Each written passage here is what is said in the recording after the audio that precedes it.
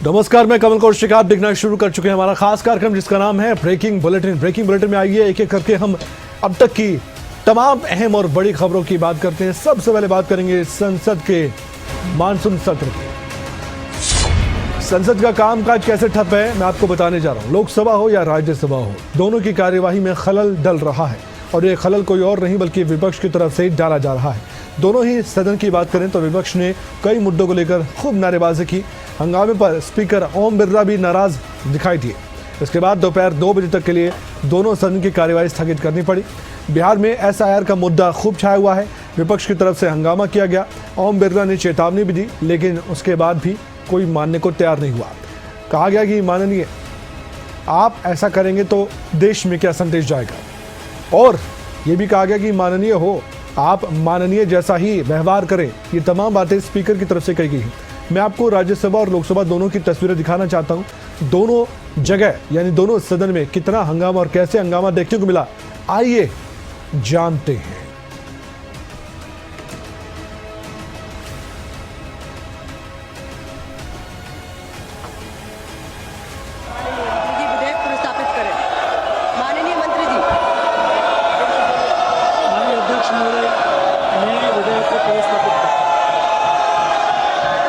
Item number 9, माननीय मंत्री doctor Mansukh Mandaviya जी।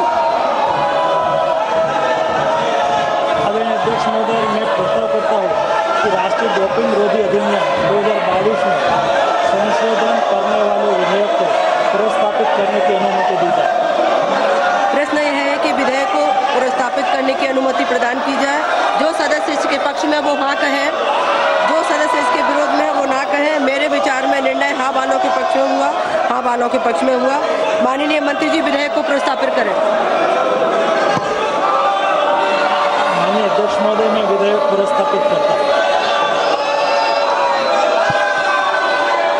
माननीय सदस्यों, नियम 377 के अधीन मामलों को सभा पटल पर रखा जाता है। सदस्य तुरंत व्यक्तिगत रूप से सभा पटल पर अपने 377 को रखें। माननीय सदस्यगण, आप सभी बहुत वरिष्ठ माननीय सदस्यगण हैं।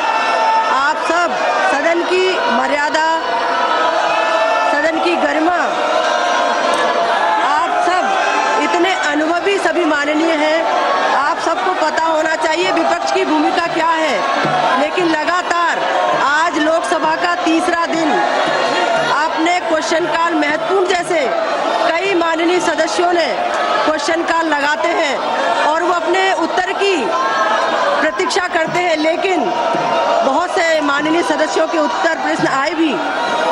आज ऐसे महत्वपूर्ण विषयों पर, जिसमें रेलवे अन्य विषय थे, कई सदस्य उससे वंचित रहे और पूरा देश सदन की गरिमा, सदन का आचरण सब देख रहा है। ये ठीक नहीं है। मैं आप सबसे आग्रह करती हूँ कि सब आप सदन को चलने दें। सरकार आपके विषयों पर चर्चा करना चाहती है। माननीय सदस्यगण, ये आप सबका आचरण ठीक नहीं है। ये सदन की गरिमा के अनुरूप नहीं है। सदन की कार्यवाही 2 बजे तक के लिए स्थगित की जाती है। माननीय डॉक्टर। तो संसद का सत्र लगातार हंगामे की भेंट चढ़ रहा है, लेकिन साथ ही सवाल यह है कि कौन होगा अगला उपराष्ट्रपति, क्योंकि जगदीप धनखड़ ने अपने पद से इस्तीफा दे दिया था। उसके बाद से अगले उपराष्ट्रपति की तलाश शुरू हो गई है। चुनाव की तैयारियां भी शुरू होती नजर आ रही है। निर्वाचन आयोग ने अपनी तैयारियों को अमली जामा पहनाने का भी ऐलान कर दिया है। चुनाव से संबंधित तैयारियां शुरू इसलिए हो गई हैं क्योंकि चुनाव को यह प्रक्रिया 6 महीने के भीतर पूरी करनी होती है। चुनाव को लेकर इलेक्शन कमीशन ऑफ इंडिया ने कहा है कि हम अब अपना काम शुरू कर चुके हैं। जल्द ही नोटिफिकेशन भी जारी हो जाएगा। उसके बाद ये प्रक्रिया आगे बढ़ेगी। कई नाम हैं जो कि चर्चा में हैं, लेकिन फिलहाल हम कोई भी नाम आपके सामने रखना नहीं चाहते क्योंकि ये चर्चाएं सोशल मीडिया पर लगातार चल रही हैं, लोगों के बीच और नेताओं के बीच भी चल रही हैं। सवाल ये है कि एनडीए गठबंधन अपना उपराष्ट्रपति पद का उम्मीदवार किसको बनाता है, क्योंकि बिहार में चुनाव भी है। क्या उसको ध्यान में रखते हुए उपराष्ट्रपति के पद के लिए कोई बिहार से नेता आता है या फिर कोई और ऐसा नेता जो कि इस तरीके से पेश किया जाता है जिसमें हम ये देखेंगे कि जातीय समीकरण का ध्यान रखा जाता है या क्षेत्रीय समीकरण का, क्योंकि ऐसे मामलों में इस तरह की चर्चाएं भी खूब होती हैं। इस पूरे उपराष्ट्रपति के चुनाव पर हमारी नज़र लगातार बनी रहेगी।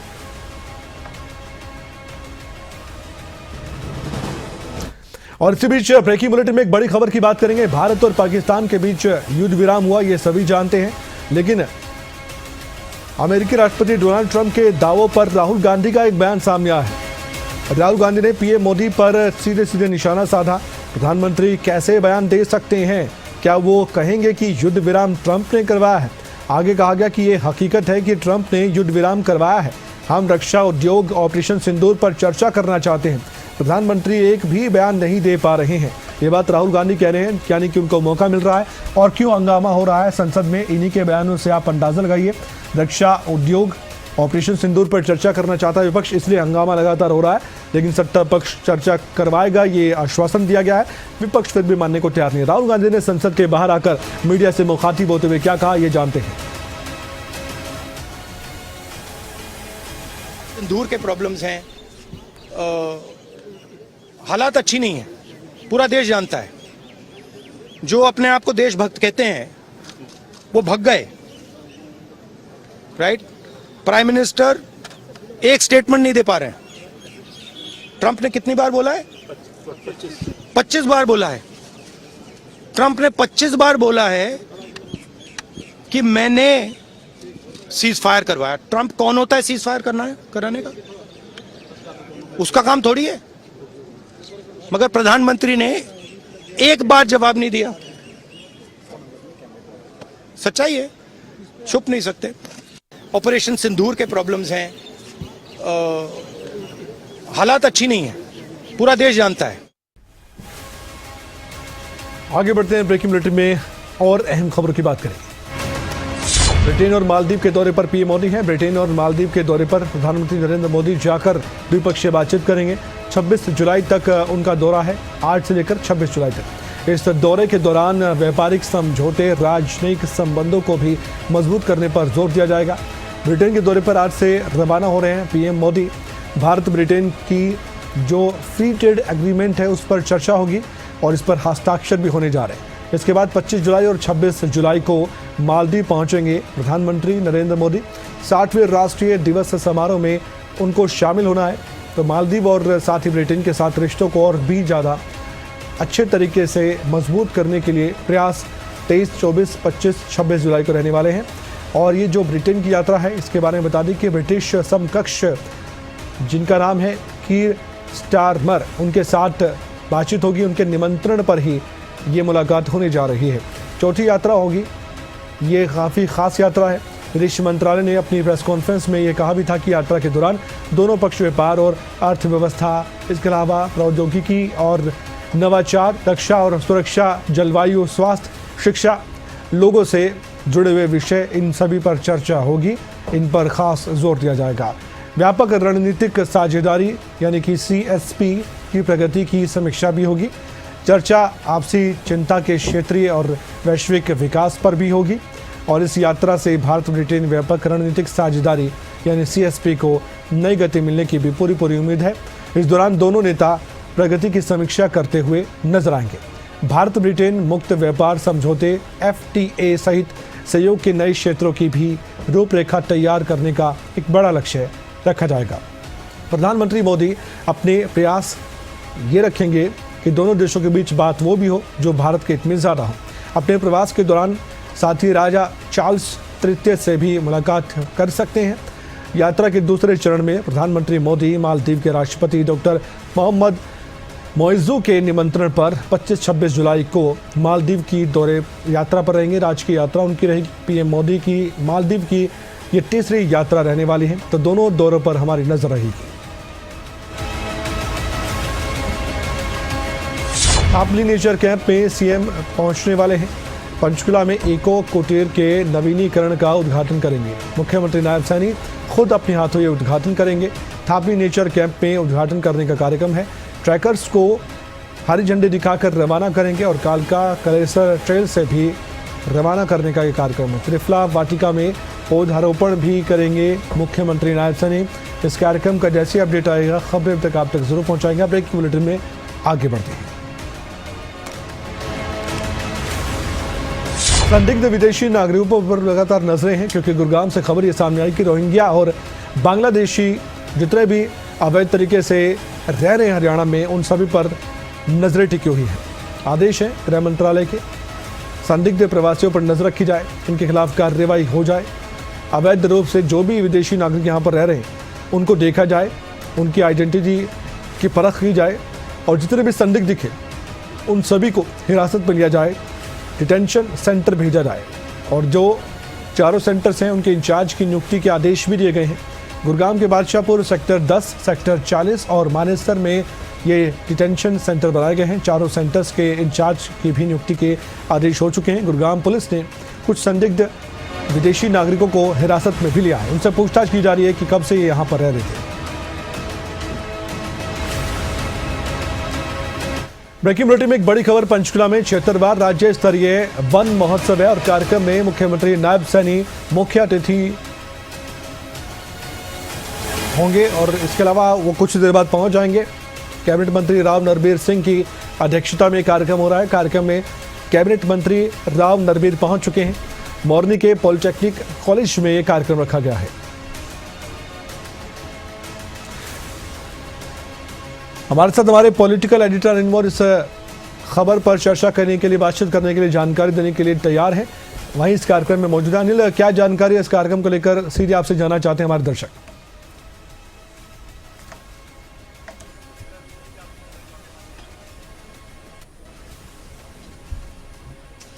देखिए, बिल्कुल राज्य स्तरीय जो वन महोत्सव है इस बार मोरनी में मनाया जा रहा है। मुख्यमंत्री नायब सैनी इस वन महोत्सव कार्यक्रम में मुख्य अतिथि होंगे। जो हरियाणा के वन पर्यावरण मंत्री हैं राव नरबीर सिंह, उनकी अध्यक्षता में कार्यक्रम हो रहा है। मुख्यमंत्री सबसे पहले थापली में आएंगे क्योंकि थापली में मुख्यमंत्री की तरफ से कुछ कार्यक्रम यहाँ पर रखे गए हैं। कुछ यहाँ पर मुख्यमंत्री की तरफ से उद्घाटन यहाँ पर किए जाने हैं। जो थापली में आप देख सकते हैं, फिलहाल जो पर्यावरण मंत्री हैं राव नरबीर सिंह वो पहुँच चुके हैं। जो यहाँ पर इको कुटीर है उसका उद्घाटन मुख्यमंत्री की तरफ से किया जाएगा। इको कुटीर का जो भ्रमण है मुख्यमंत्री करेंगे। इसके अलावा पंचकर्म केंद्र यहाँ पर बनाया गया, उसका उद्घाटन के साथ जो भ्रमण है मुख्यमंत्री की तरफ से किया जाएगा। यहाँ पर पौधारोपण भी मुख्यमंत्री करेंगे। फिर यहाँ के बाद मुख्यमंत्री सीधा मोरनी के लिए रवाना होंगे, जहाँ पर एक जनसभा रहने वाली है, जहाँ पर प्रदेश स्तरीय जो राज्य स्तरीय वन महोत्सव है वो मनाया जाएगा। और टूरिज्म के लिहाज से आज का दिन बड़ा अहम है। आप तस्वीरों में देख सकते हैं जो हरियाणा के वन पर्यावरण मंत्री हैं राव नरबीर सिंह वो यहाँ पर पहुँच चुके हैं। जो कालका से विधायक है शक्ति रानी शर्मा वो यहाँ पर पहुँच चुकी है। अम्बाला सीट से जो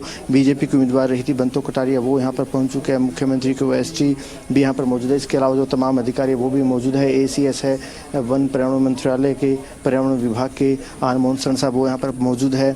जो हरियाणा के कैबिनेट मंत्री है राव नरबीर यहाँ पर मौजूद है।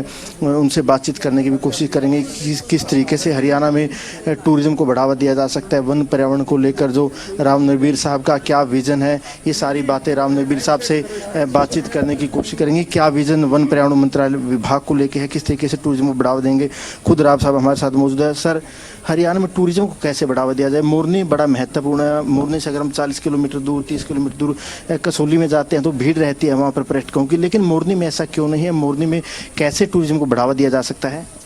नहीं, हमारे ये प्राकृतिक देन है कि हरियाणा में 2 बड़े फॉरेस्ट एरिया हैं। एक दुनिया का सबसे प्राचीनतम पहाड़ वो है शिवालिक, और सबसे पुराना पहाड़ दुनिया का अरावली वो भी हरियाणा से होकर गुजरता है। ये हमारी खुशकिस्मती है। और हम शिवालिक को, इसको मोरनी हिल को कैसे डेवलप कर सकते हैं, इस बारे में आज शुरुआत की हमने। आज इसका विधिवत उद्घाटन हो रहा है और मोरनी में भी हम कर रहे हैं। आहिस्ता आहिस्ता आप 1-1.5 साल के बाद देखोगे इको टूरिज्म को हम बहुत बढ़ावा देंगे। आम आदमी ही आएगा, वेबसाइट पर भी लोगों को मिलेगा कहाँ से कहाँ जा सकते हैं।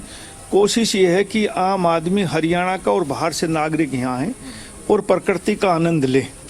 ये कुदरत ने ऐसी प्रकृति हमें दी है जो दुनिया के बहुत कम हिस्सों में मिलती है, लेकिन क्योंकि इसका वेबसाइट पे और वैसे परिचालन नहीं हुआ तो इसलिए लोग इसको कम देखने आते हैं। लेकिन जो भी लोग आएगा, और हमारे कितने भी आप लोग देखो, पुराने ज़माने में ऋषि मुनि तपस्वी सबों ने जंगलों में अपना पूजा पाठ की है।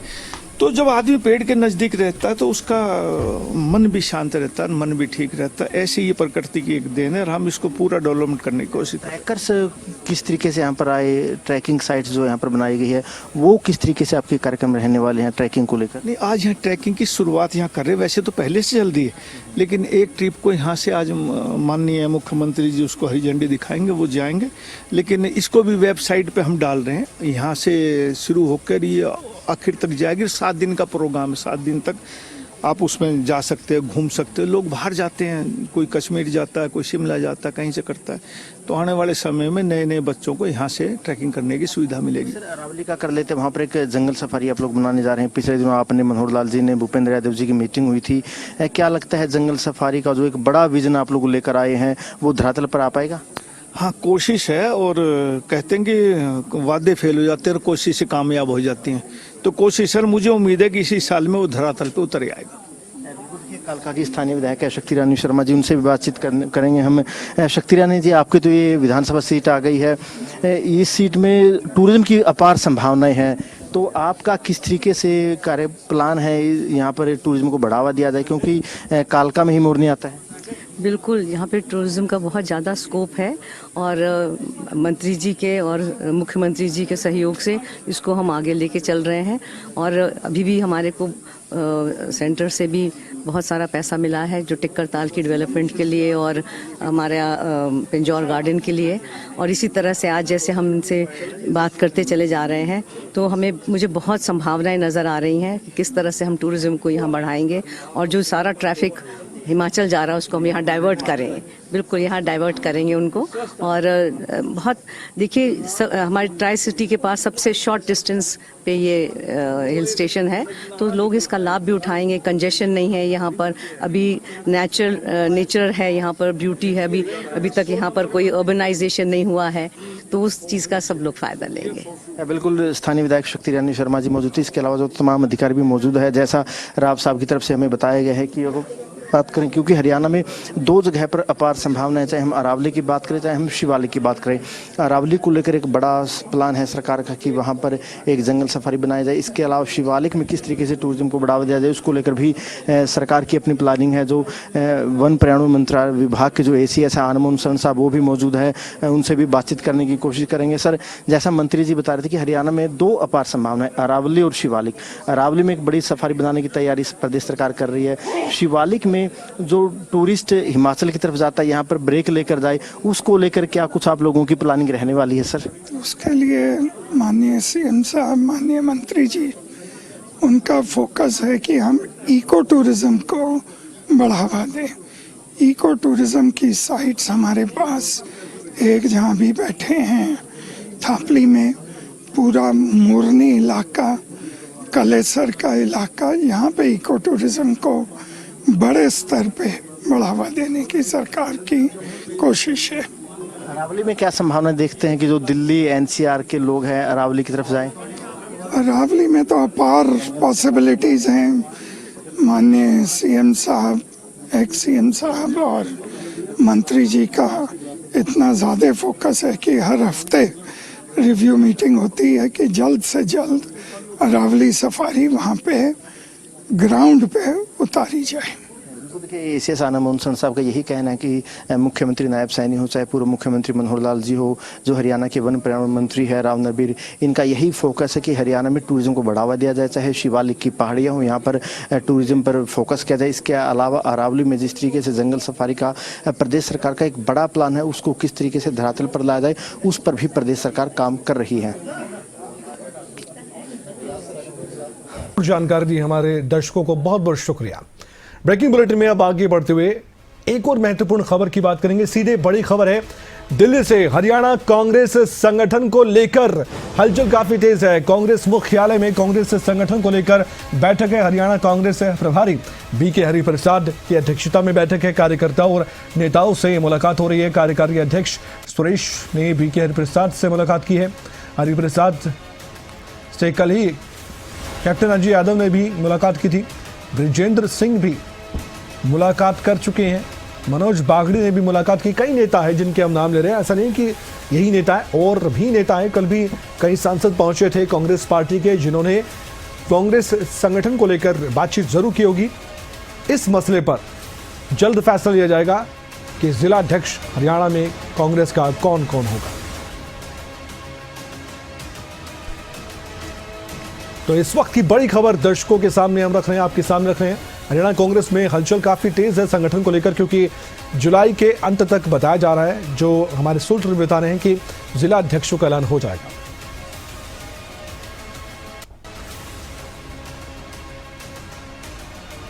और एक बार फिर से हम रुख करते हैं ब्रेकिंग बुलेटिन का। हिमाचल प्रदेश की बात करेंगे। हिमाचल के जख्मों पर मरहम लगाने की तैयारी है। केंद्र सरकार की ओर से हिमाचल को राहत दी जा रही है। वित्त मंत्रालय के एनडीआरएफ से राहत पैकेज भी जारी हुआ है। 451.44 करोड़ रुपए जारी करने की घोषणा हुई है। साल 2023 में आपदा में नुकसान बढ़ा हुआ था। पुनर्निर्माण गतिविधियों के लिए राशि जारी की गई है। साथ ही वित्तीय उपयोग पर निगरानी भी रखी जा रही है और इस पर एक रिपोर्ट भी जारी होगी। अभी तक हम देखें तो हिमाचल प्रदेश को काफ़ी ज़्यादा नुकसान झेलना पड़ा है और हर साल वैसे तो मानसून के सीज़न में नुकसान होता है, लेकिन 2023 और 2025 अगर दोनों साल के तुलना करें तो 2023 में बहुत बड़ा नुकसान हुआ था, लेकिन 2025 में भी उसी नुकसान की तरफ हिमाचल प्रदेश आगे बढ़ रहा है। गनीमत रही कि यहाँ पर जानी नुकसान तो हुआ, लेकिन उतना आंकड़ा नहीं है जो साल 2023 का था, लेकिन जो भी है लोगों ने अपनी जान गंवाई है। एक करके तस्वीरें आपके सामने रख रहे हैं। लैंडस्लाइड हो रहा है और ये लैंडस्लाइड बारिश बंद हो जाती है तब भी होता है, इसलिए लोगों को सतर्क होना पड़ेगा और आपको भी सतर्क रहकर सफ़र करना पड़ेगा। ज़्यादा ज़रूरी ना हो तो पहाड़ी इलाकों की तरफ, खासकर जो इलाके संवेदनशील हैं लैंडस्लाइड के लिहाज से, वहां पर बिल्कुल भी ना जाए।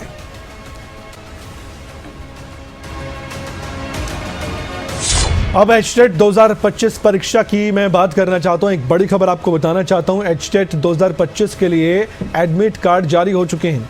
bseh.org.in, एक बार फिर से मैं ये वेबसाइट बता दूं, bseh.org.in से आप अपना एडमिट कार्ड डाउनलोड कर सकते हैं।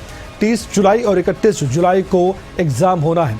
लेवल 1, लेवल 2, लेवल 3 के लिए ये एग्ज़ाम होना है और 2 शिफ्टों में 673 परीक्षा केंद्रों पर ये एग्ज़ाम होने जा रहा है। 4 लाख से ज़्यादा परीक्षार्थी परीक्षा देंगे। एचटेट 2025 के लिए गाइडलाइन भी जारी कर दी गई है। फोटो स्पष्ट नहीं हुई तो कोई एंट्री नहीं मिलेगी। मैं फिर से आपको बता दूं, जो परीक्षार्थी हमें देखना चाहते हैं इस खबर के साथ, वो एक बार मेरी आवाज़, मेरी बात को ध्यान से सुन ले। फ़ोटो अगर स्पष्ट नहीं हुई आपकी तो सीधी गाइडलाइन ये है कि आपको एग्ज़ाम में बैठने की इजाज़त नहीं होगी। 1 घंटा पहले तक एंट्री रहेगी और कलरफुल आपको ले जानी पड़ेगी वो फ़ोटो, और वो जो आपका एडमिट कार्ड है उसकी जो फ़ोटो कॉपी है वो कलर्ड होनी चाहिए। और यही सीटेट के लिए भी है, एचटेट के लिए है, और यही हमने देखा कि अब सीईटी के लिए भी रखा गया है। तो ये गाइडलाइन जो भी बताई जाती है इसको आप ध्यान से सुने। Board of school education Haryana की तरफ से हरियाणा अध्यापक पात्रता परीक्षा 2025 के लिए उम्मीदवारों के एडमिट कार्ड ये जारी हुए हैं और इस परीक्षा के लिए आवेदन करने वाले अभ्यर्थी तुरंत ही BSEH की वेबसाइट पर चले जाइए। ऑफिशियल वेबसाइट होनी चाहिए, आजकल फर्जी वेबसाइट भी बनी रहती हैं।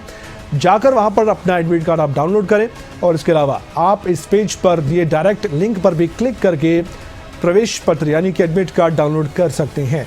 एडमिट कार्ड डाउनलोड करने के लिए अभ्यर्थियों को रजिस्ट्रेशन नंबर या फिर मोबाइल नंबर या उसका जो पासवर्ड है वो दर्ज करवाना होगा। सभी उम्मीदवारों को ये भी हम बता दें कि ये परीक्षा जो हो रही है इसमें भाग लेने के लिए एडमिट कार्ड का कलर्ड प्रिंट आउट होना चाहिए। एग्ज़ाम के दौरान केवल रंगीन एडमिट के माध्यम से एंट्री दी जाएगी। इसका बहुत ध्यान रखें। कई लोग ऐसे हैं, कई अभ्यर्थी ऐसे हैं जो फ़ोटो कॉपी ले जाते हैं, रंगीन नहीं होती हैं, कलर्ड नहीं होती है, तो परेशानी का सामना आपको करना पड़ सकता है। उसके बाद आपका समय बर्बाद होगा। ऑपरेशन लंगड़ा जो कि उत्तर प्रदेश में चल रहा है, इसका असर किस तरह से दिखाई दे रहा है ये बताते हैं। फिरोजाबाद पुलिस ने फरार लुटेरे की कमर तोड़ दी है। पुलिस मुठभेड़ के दौरान लुटेरा गिरफ्तार हुआ है। जवाबी फायरिंग में बदमाश को गोली लगी है। घायल बदमाश को अस्पताल में भर्ती करवाया गया है। लूट की घटना को अंजाम देकर ये फरार था। बदमाश के पास से तमंचा कारतूस बरामद हुआ है। खैरगढ़ थाना क्षेत्र की पुलिस से मुठभेड़ हुई है और उसके बाद तस्वीरें आप देख सकते हैं। सुनवाते हैं क्या कुछ कहा गया। देखिए, थाना खैरगढ़ क्षेत्र में दिनांक 3 जुलाई को एक कलेक्शन एजेंट के साथ लूट की वारदात हुई थी। इसी क्रम में उसमें से एक अभियुक्त अवधेश उद्धासु को पुलिस के द्वारा गिरफ्तार करके जेल भेजा जा चुका है तथा इसका एक अन्य अभियुक्त जिसका नाम रॉबिन उर्फ हुंडी था, जो कि रामगढ़ क्षेत्र का रहने वाला था, उसको पुलिस के द्वारा सूचना मिली थी कि वो सीजीएम तिराहा के आसपास छिपा हुआ है। इस सूचना पर पुलिस टीम के द्वारा वहां पहुंच के घेराबंदी करी गई। अभियुक्त के द्वारा पुलिस टीम को देख करके पुलिस टीम पर फायर किया गया। पुलिस टीम के द्वारा भी आत्मरक्षा जवाबी फायरिंग करी गई, जिसमें से एक गोली अभियुक्त के पैर में लगी है। अभियुक्त के पास से एक तमंचा, एक जिंदा कारतूस, एक खोखा कारतूस व लूट के 2650 रुपया बरामद हुआ है। घायल बदमाश को नजदीकी अस्पताल में इलाज के लिए भर्ती कराया गया है। अग्रिम विधिक कार्रवाई की जा रही है।